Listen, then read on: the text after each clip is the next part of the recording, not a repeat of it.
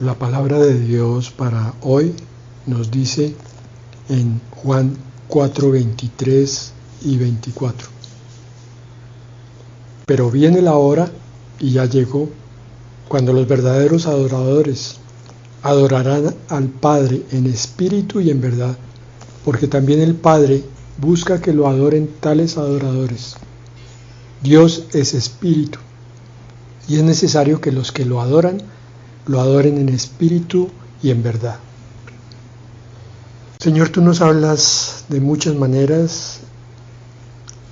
A veces hay cargas en algunos de nosotros, Señor. Sentimos un vacío, sentimos ansiedad y frustración, soledad, depresión. Y pocas veces caemos en cuenta que tú nos quieres hablar a través de esos sentimientos. Nos quieres decir, Señor, que está faltando algo en nuestras vidas, que hay algo que tenemos que hacer basados en la palabra de Dios. Así que, Padre, hoy ayúdanos a comprender lo que tú quieres para nosotros, para una vida espiritual profunda y llena de frutos. En el nombre de Jesús esperamos tu palabra. Amén. El pasaje en el cual se encuentra la palabra que acabamos de leer de Juan 4, 23 y 24 es uno muy conocido, que es el de Jesús y la samaritana. Como muchas veces vamos a meternos dentro del contexto para entender por qué el Señor dice esta palabra. Empecemos en Juan 4:13. Jesús le respondió: todo el que beba de esta agua volverá a tener sed. Recordamos en esta historia que el Señor Jesucristo hizo un alto en el camino y se sentó junto a un pozo. Era la hora del mediodía. Había allí una mujer dando de beber a sus animales. El Señor Jesucristo le pide agua, y con un propósito, no porque Él no pudiera obtenerla, con simplemente pedirle al cielo.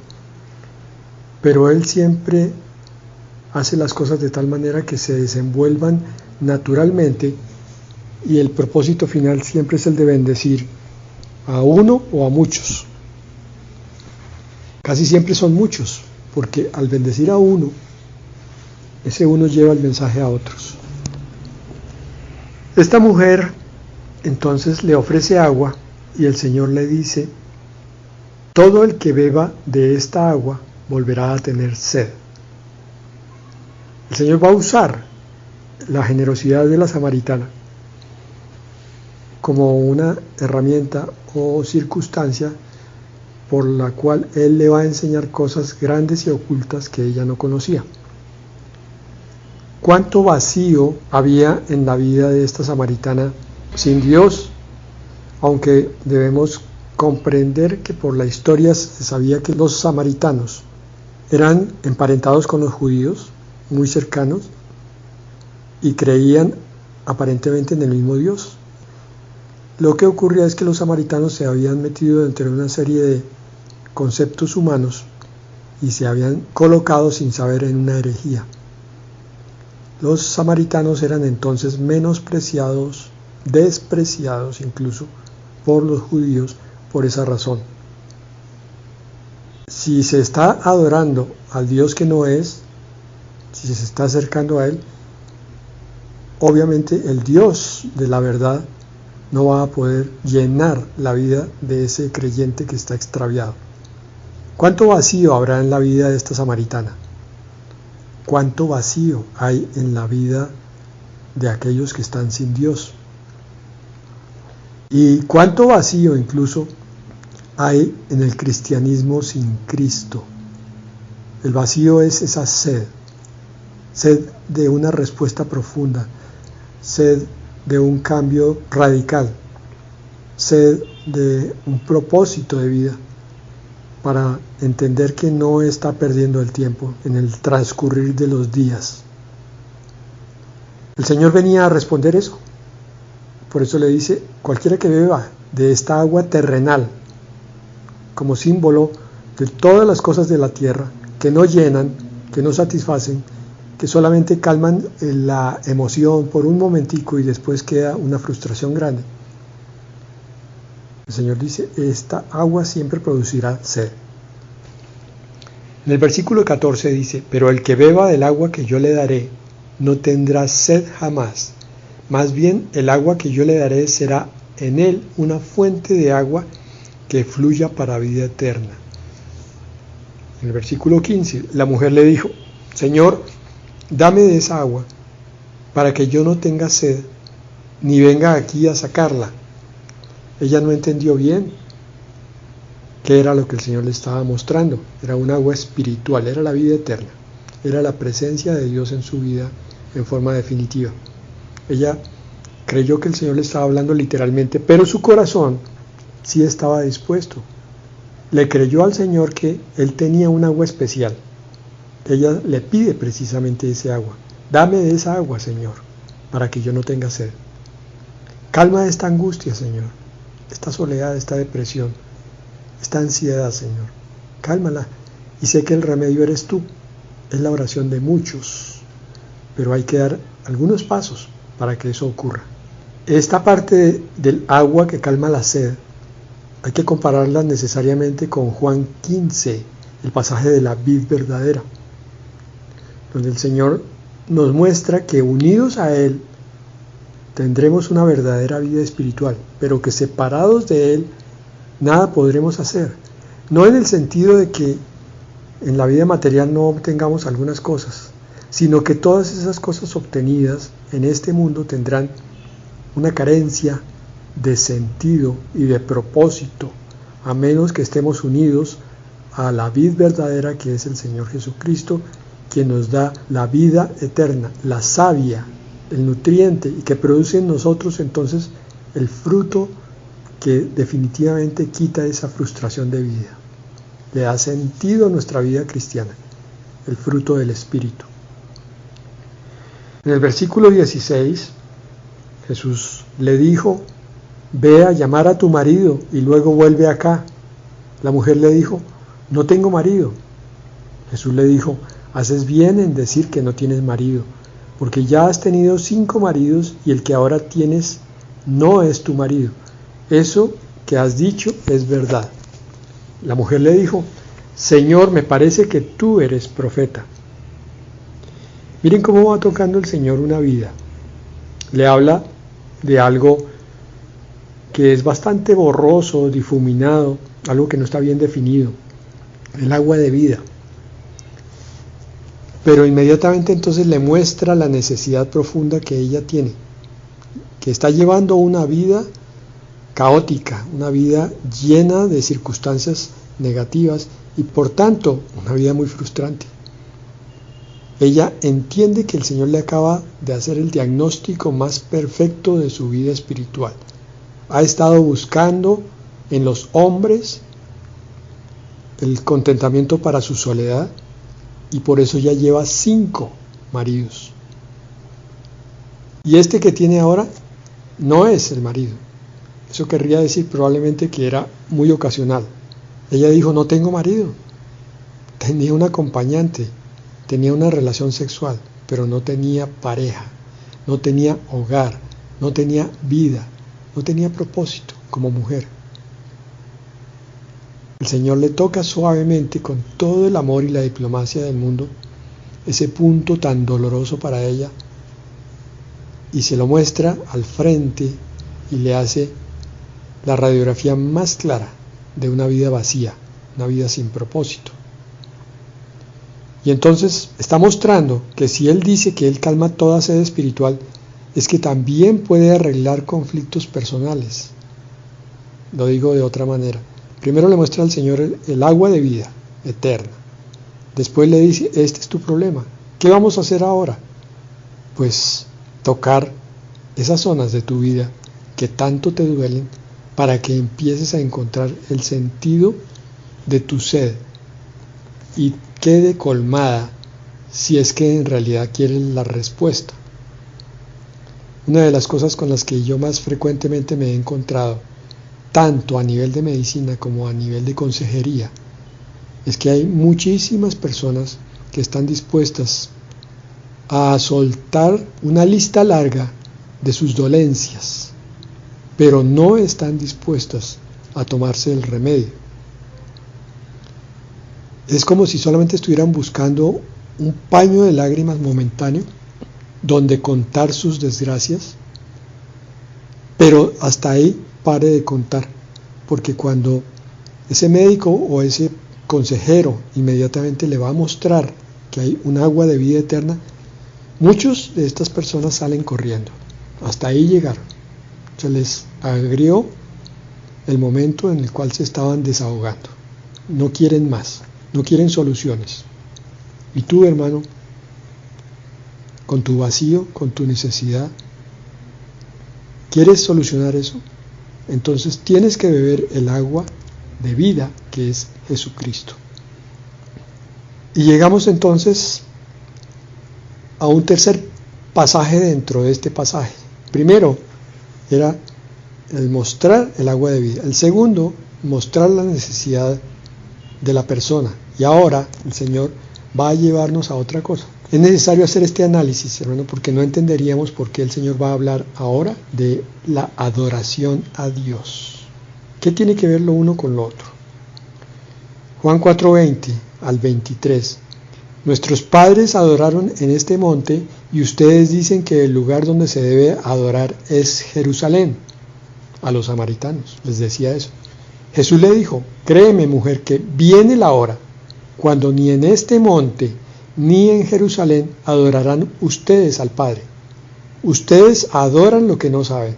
Nosotros adoramos lo que sabemos, porque la salvación viene de los judíos. Pero viene la hora, y ya llegó, cuando los verdaderos adoradores adorarán al Padre en espíritu y en verdad, porque también el Padre busca que lo adoren tales adoradores.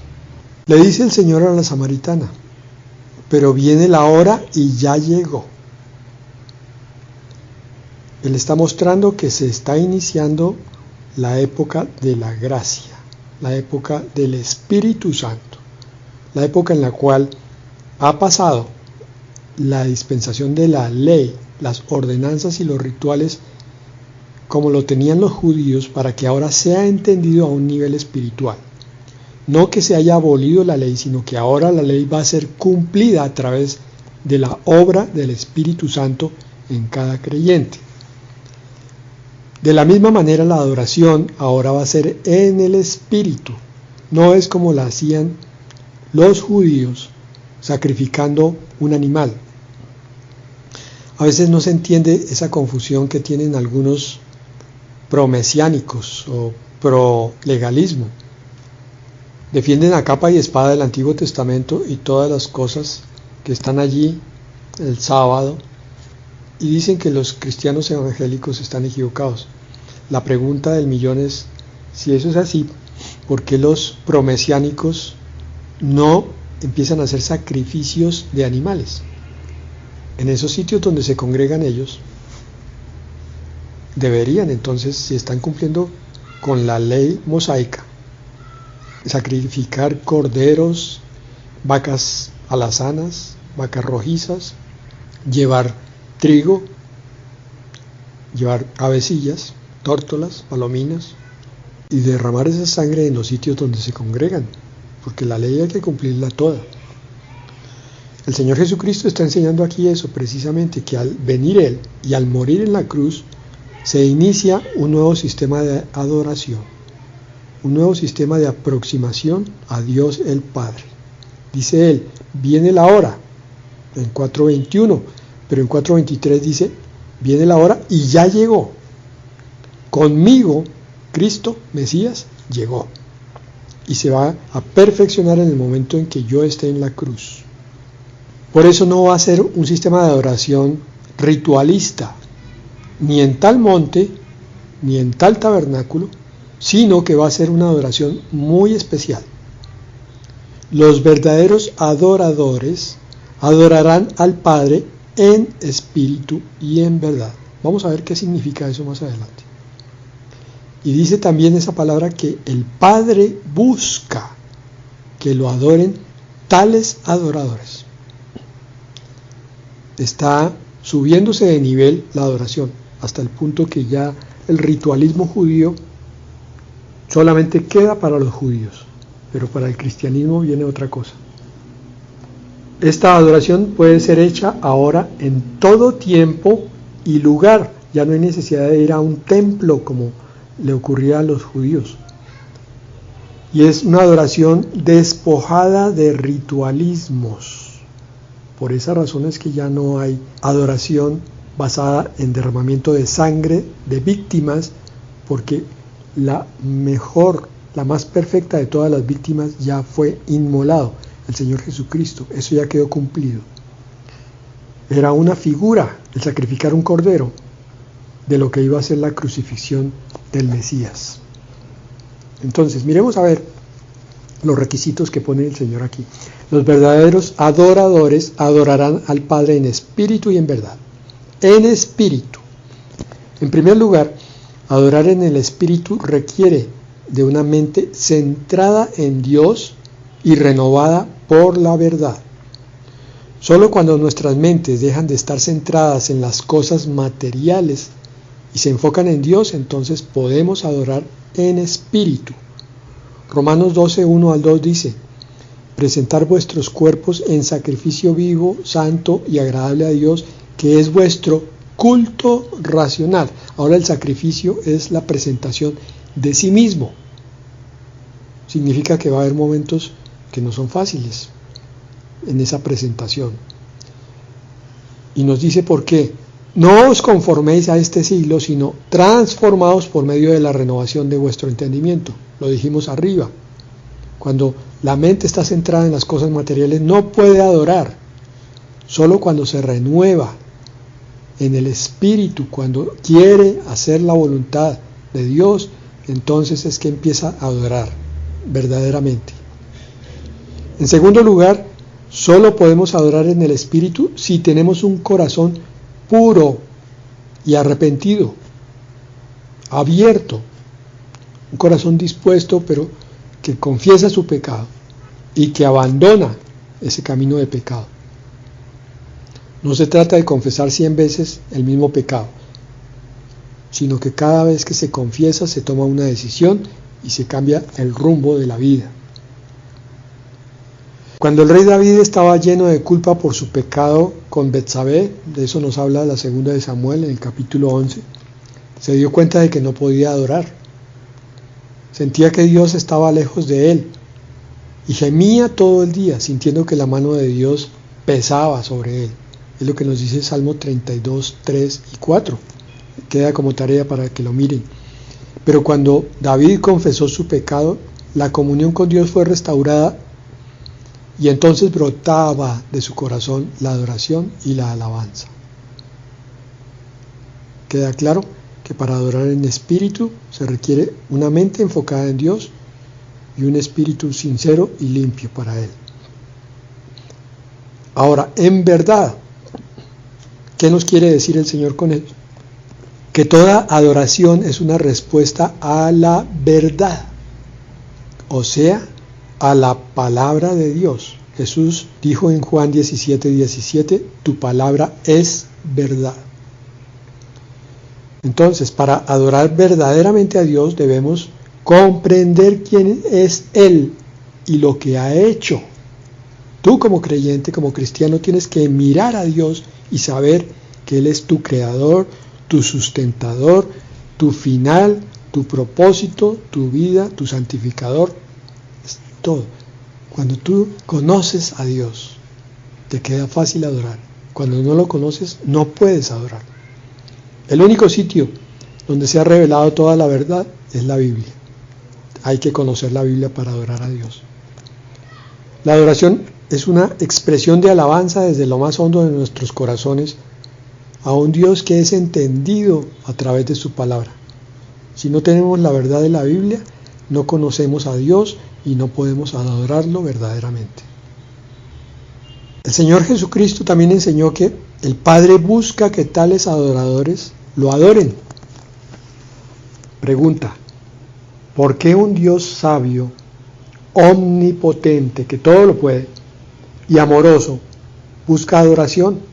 busca que los adoradores lo adoren. Tiene que haber un misterio allí que no hemos descubierto. Tiene que haber una razón muy profunda para que Dios haga eso. ¿Qué hay en la adoración que no conocemos? ¿Qué conocimiento de Dios a través de la adoración? ¿Qué victoria en nuestra vida a través de la adoración? Hermanos, es que nosotros tenemos el falsísimo concepto que adorar a Dios es parte de un culto presencial en el cual, antes de que la palabra venga, media hora o una hora de predicación, entonces se dedican 10 o 15 minutos, o bueno, media hora en otras iglesias y hasta más, donde hay un grupo ahí al frente que está ejecutando una serie de alabanzas, de música para Dios, y entonces yo aquí, oyendo esa música que me hace vibrar porque tiene unos equipos de sonido impresionantes, el sonido llega súper amplificado, entonces me pone en tensión a mí, mi piel se escalofría ante semejantes aparatos. Y yo termino levantando manos y diciendo: Señor, te adoro. Repito la alabanza que están cantando allá, la repito.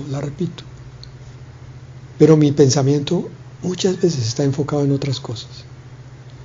Mi vida no está lo limpia que Dios quiere.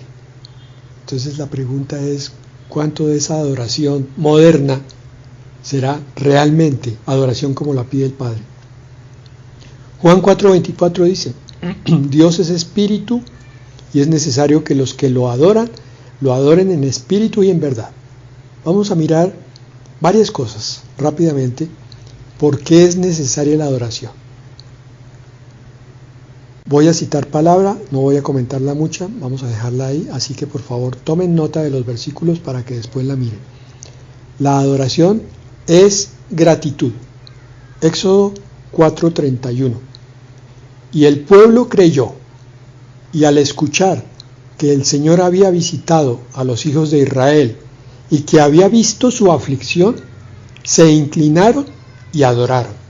Este pueblo cayó de rodillas delante de un Dios que los había bendecido y los había sacado de esclavitud. La adoración, segundo, es revelación y comprensión. Éxodo 33:10. Y cuando todo el pueblo veía la columna de nube a la entrada del tabernáculo, se levantaba cada uno e iba a la entrada de su tienda para adorar. Rápidamente miremos este versículo. Tú estás congregado con tu pueblo, con el pueblo de Dios, y ves en el cielo una nube que te cubre del sol, que te protege del daño. Y tú sabes que esa nube es sobrenatural, que esa nube es la presencia misma de Dios. ¿Qué haces? Caes de rodilla, porque estás viendo una manifestación de Dios, una revelación de Dios. Estás comprendiendo que Dios está contigo, que está en ese preciso momento allí junto a ti, aunque es el Dios del universo, aunque es el Dios de toda criatura, está contigo. Y tu espíritu entonces se derrumba en adoración, porque comprendes que Dios nunca te ha abandonado ni te abandonará. Adoración es, tercero, darle la gloria. Deuteronomio 26:10. Por eso ahora vengo aquí, con los primeros frutos de la tierra que tú, Señor, me diste. Todo eso lo pondrás delante del Señor tu Dios, y delante de Él te postrarás. Darle la gloria, porque se reconoce que lo que estamos recibiendo como bendición viene de Dios, no viene ni del banco, ni del médico, ni del amigo que prestó la plata, es de Dios. Cuarto, es reverencia. La adoración es reverencia. Segunda de Reyes 17:36. Solo me temerán a mí, el Señor, que con gran poder y con brazo extendido los saqué de Egipto. Solo a mí me temerán y adorarán y ofrecerán sacrificios. Ese momento en el cual el corazón entiende que Dios es grande, que es tan amoroso, pero que al mismo tiempo pudiera ser tan temible que en un instante puede destruir todas las cosas, que entonces en esa mezcla de amor y de temor solamente se encuentra una salida, y es la de postrarse delante de la grandeza y de la misericordia de ese Dios. Quinto, es sometimiento y contentamiento. Job 1:20. Entonces Job se levantó y se rasgó las vestiduras, se rapó la cabeza en señal de luto y con el rostro en tierra adoró al Señor. Aquí tenemos un versículo que es impactante, porque este versículo, Job 1:20, es la culminación de una serie de noticias que acababa de recibir Job. Entra un criado y le dice que sus ganados, entra otro y le dice que sus esclavos, entra otro y le dice que sus caballos y todas sus posesiones y sus tiendas, y entra el último criado y le dice que todos sus hijos acaban de morir, perdió todo. Y miren, este Job se levanta, se rasga las vestiduras, se rapa la cabeza en señal de luto. Estaba de luto, estaba con dolor, estaba a punto de llorar, acaba de perder lo que más amaba, y sin embargo, ¿qué hace? Con el rostro en tierra, cayó y adoró al Señor. Adoró, reconoció que todo lo que le acaba de pasar de alguna manera provenía del permiso de Dios. Y eso es lo que nos describe precisamente el primer capítulo de Job, cuando Satanás se presenta ante Dios y le pide a Job, y el Señor le dice: tómalo, pero no toques su vida. El Señor da el permiso para que Satanás lo azote. No es que Dios mande la calamidad sobre Job, sino que la permitió ahí. Y Job, que era sabio, Job, que era temeroso de Dios, lo adora en el momento de la pérdida. ¿Cuántos cristianos hoy serían capaces de hacer esto y de comprender siquiera esta palabra? La adoración es sometimiento y es contentamiento. Sexto, adoración es encontrar bendiciones. Zacarías 14:17. Y sucederá que a las familias de la tierra que no hayan acudido a Jerusalén para adorar al Rey, al Señor de los ejércitos, no les caerá nada de lluvia. Esto es para el futuro del milenio. Es una profecía, que los que adoren al Señor recibirán toda clase de bendición, pero los que no lo adoren sufrirán escasez. ¿Será que algunas o muchas o todas las escaseces de nuestra vida se deberán a que no adoramos? Séptimo, la adoración es poder y guerra espiritual. Mateo 4:10. Entonces Jesús le dijo: vete, Satanás, porque escrito está: al Señor tu Dios adorarás y a Él solo servirás. Aquí, con la palabra de adoración, de reconocimiento de Dios, de mandato de adoración, el Señor Jesucristo saca corriendo a Satanás como símbolo de lo que podemos hacer con la adoración. No solo levantar las manos, no solo decir aleluya, amén, no solo entonar una canción conocida o alabanza cristiana, sino basarse en la palabra y saber que Satanás tiene que obedecerla también. Y por último, hoy, porque son muchísimas más, la octava característica de lo que es la adoración. La adoración es lo que haremos en la eternidad. Apocalipsis 5:8. Tan pronto como lo tomó, los 4 seres vivientes y los 24 ancianos se arrodillaron ante el Cordero. Todos llevaban arpas y también copas de oro llenas de incienso, que son las oraciones de los santos. Se arrodillaron ante el Cordero con oraciones. Formas de adorar hay muchísimas. Por tanto, hay todo un tiempo mientras estés despierto y aún dormido, en el cual puedes adorar a Dios de una o de otra manera, reconociéndolo, buscando la bendición, sometiéndote, reverenciándolo, dándole la gloria, entendiendo la revelación, siendo agradecido. Todo eso es adoración, hermanos. ¿Cómo nos falta entender por qué Dios pide entonces adoración? Porque es toda una forma de vida. Cuando yo estoy adorando a Dios, estoy viviendo la presencia de mi Dios continuamente. Yo lo estoy citando con mi mente, con mi boca, con mi corazón, y lo estoy viendo en todas las cosas de este mundo. Juan 4:25 termina así. Le dijo la mujer: yo sé que el Mesías llamado el Cristo ha de venir y que cuando Él venga nos explicará todas las cosas. 26. Jesús le dijo: yo soy el que habla contigo. Pues bien, hermanos, ese yo soy el que habla contigo te acaba de decir que el Padre Celestial está esperando tu adoración como verdadero adorador, en espíritu y en verdad. En espíritu porque dispones tu ser, tu corazón, y en verdad porque te basas en la palabra, la conoces y la pones en acción en ese momento en que buscas de Dios.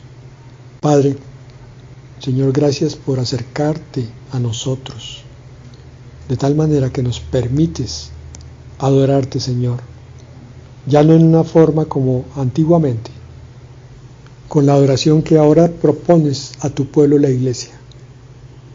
Podemos adorarte en todo momento, Señor, cuando vayamos o cuando vengamos, cuando estemos haciendo algo o cuando no lo estemos haciendo, con tal que nuestra mente esté enfocada en ti y nuestro corazón haya pedido perdón por los pecados y se base en toda tu palabra, Señor. Padre, ayúdanos a adorar en este momento. Bendecimos tu nombre, Dios, Dios altísimo, Dios excelso, Dios omnipotente, Dios de todo el universo, de toda la tierra, de toda criatura. A ti rendimos hoy homenaje, Señor. Gracias, Señor, por habernos mirado desde tu grandeza, desde tu infinitud, hacia nosotros que somos tan pequeños, tan incapaces de entender tus cosas, Señor, y aún entendiéndolas, tan incapaces de hacerlas conforme a lo que tú enseñas. Padre, regálanos tu espíritu de adoradores, en el nombre de Jesús. Amén.